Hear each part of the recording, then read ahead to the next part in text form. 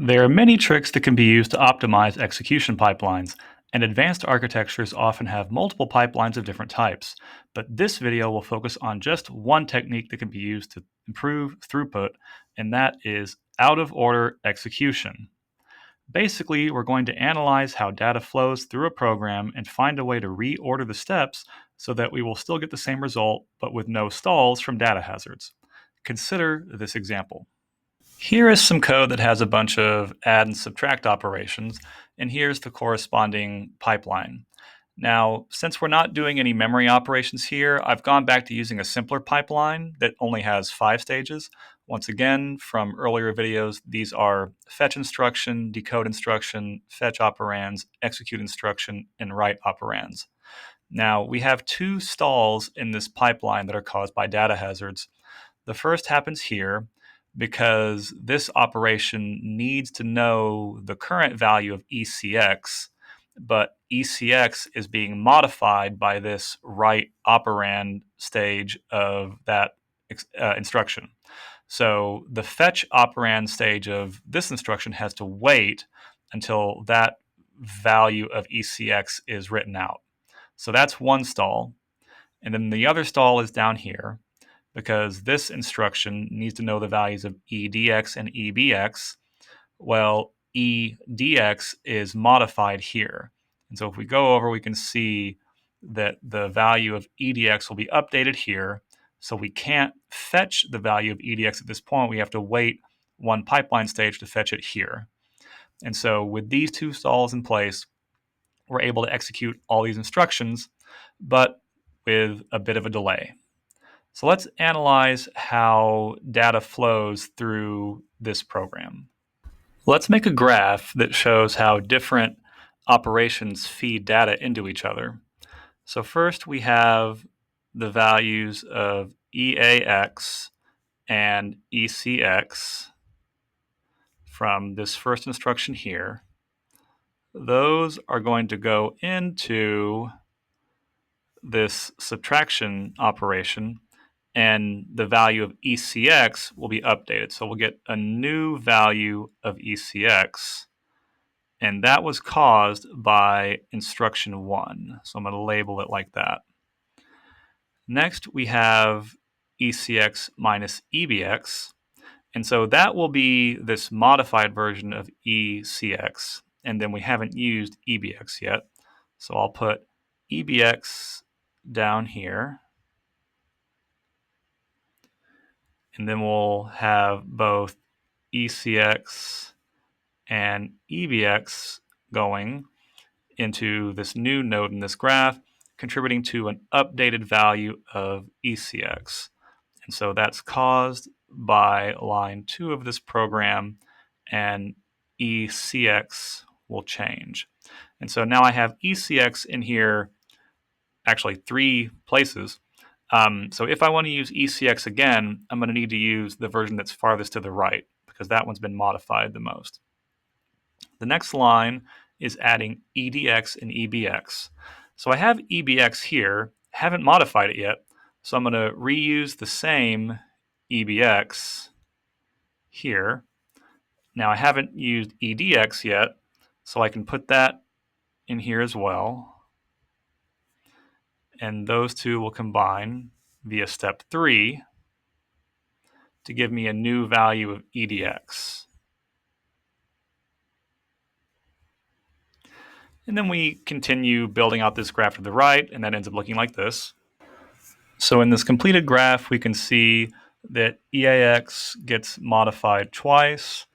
EBX is used as an operand in many operations, but does not get modified itself. And ultimately, we have all operations 1, 2, 3, 4, 5, 6, and we have this graph that shows which values feed into which operations to get new values. Now, what we want to focus on here is which operations depend on other ones. And so the order of instructions matters, but only for certain groups of instructions. And so if we start at the end and go backwards, we can see that we have 6 here, and there is a route from the left to the right that sort of going backwards, we have 6. It depends on 4, but 4 doesn't depend on any other instruction on either of its two inputs. So we have the values of EBX and EAX come in, but these were all like the starting values, right? So 6 depends on 4, but 4 doesn't depend on anything else. So one dependency we have is that 4 depends on 6. And if we look at 5, that's another endpoint in this graph. 5 depends on 3. And if we go the other route, it just goes to EBX. So really 5 only depends on 3. So we have 3, 5. And then finally we have the 2 here. Even though 2 happened pretty early in this code, it is still an endpoint because nothing else uses the value of ECX after that point. So 2 depends on 1. So we have 1 and 2. And so these are the sequences that must maintain their order if we reorganize these instructions. But it doesn't really matter where 3 is positioned with respect to either 4 or 6. As long as 3 is before 5, we'll get the right calculation. But 3 could be before 4 or after 6. It doesn't matter. Now, we want to find an ordering that both gets us the same calculation, but that removes these pipeline stalls. And so let's think about how we could do that. So this first stall is caused by instruction 2 waiting for the value of ECX from instruction 1. So if we can just move instruction 2 down so that its fetch operand happens after the write operand of instruction 1, we can at least get rid of this stall. So moving this down like that, the result would look like this. And in this case, we actually got lucky because moving this one instruction down not only resolves the pipeline stall that we had here, but by putting an extra instruction between 3 and 5, we also remove the other stall that was occurring down here. And so this optimizes the pipeline. It removes all data hazards. And we can see that because we have, ECX here. We know that there's a dependency between 1 and 2. But by putting space between those instructions, we make it so that the write of ECX happens before we need to fetch it here. So that's one after the other. And then another dependency we had was 3 and 5. And the reason for that was that 3 modifies the value of EDX, which is needed here. And there's 2 instructions between them.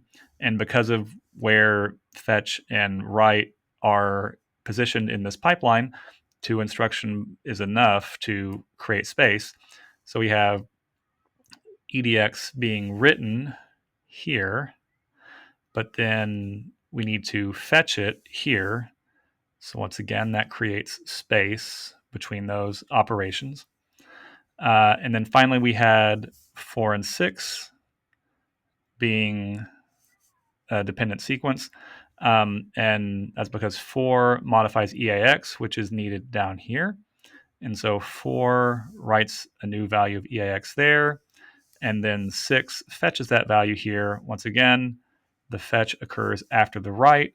Therefore, we have no problems. Now, even though we've changed the code slightly, the underlying data flow graph is actually identical. And if you think about this, you can see that this has to be the case because if the way that data was flowing through the program changed, we would get a different result. But let's look at how data goes through this program. And you may have noticed something about the particular operations we're using here. And we're going to see that this particular program is a bit, useless in the arithmetic operations it's computing, but we'll demonstrate that by example. So let's just make up some initial values for these registers like so. And then we'll take these values and we'll compute what those registers will contain at the end of the program. So first, we're doing ECX minus EAX. So ECX is 100, EAX is 1. So we have 100 minus 1. And then after that, ECX will equal 99. And then instruction 3 adds EDX and EBX. So that's 1010. So EDX is 1000, EBX is 10. We add them together, store it in EDX, we get 1010. Next, we have instruction 4, EAX minus EBX. So the value of EAX is 1, EBX is 10, and so that's this operation here. We're going to 4. So that's 1 minus 10 stored in EAX, so that's minus 9 in EAX. And then operation 2, ECX minus EBX. So that's here. So we have that ECX, which is 99 minus 10, and so we get 89. And then EDX minus EBX. So 110 minus 10 is 1000. And then finally add EAX EBX. So minus 9 plus 10 puts us at 1. And so the final values here are 1, 10. ECX actually did change to 89. And then this is 1000. So these values didn't, except for ECX, the values didn't change.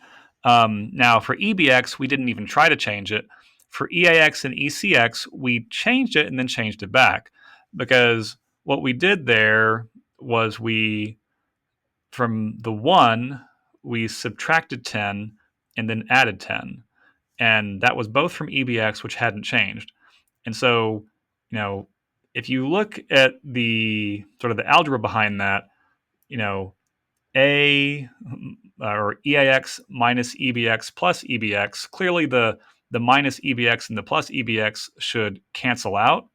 And if you have a really smart system, or more often you might have an optimizing compiler that would notice that sort of unnecessary arithmetic, and the optimizing compiler might remove that. It's also possible that could be removed at the level of the processor, but that's a bit more complicated.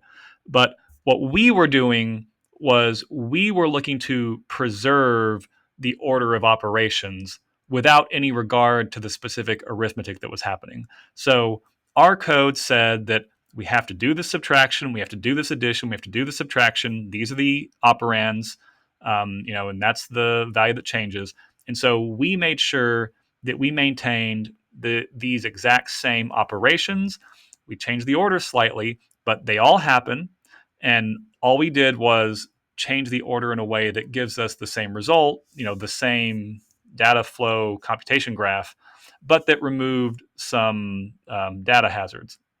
But if you really wanted to optimize this, you would go a step further and realize that, wait a minute, these arithmetic operations cancel each other out. And so I don't even have to perform these. I could completely remove certain steps from this code. But we're not focusing on that here. So there's different levels of optimization. Some of them can happen at the level of the compiler. Some of them happen at the level of the processor. And it depends on the type of processor you have and the level of complexity and various other systems and how they interact. But at least for this video, what we've shown is that if you are relying purely on reordering operations, you're not eliminating any of them, but you have to keep all of them. You have to make sure that the dependencies happen in the same order. If you're doing that, you can reorder them, and sometimes it's possible to eliminate some data hazards in your pipeline by doing that.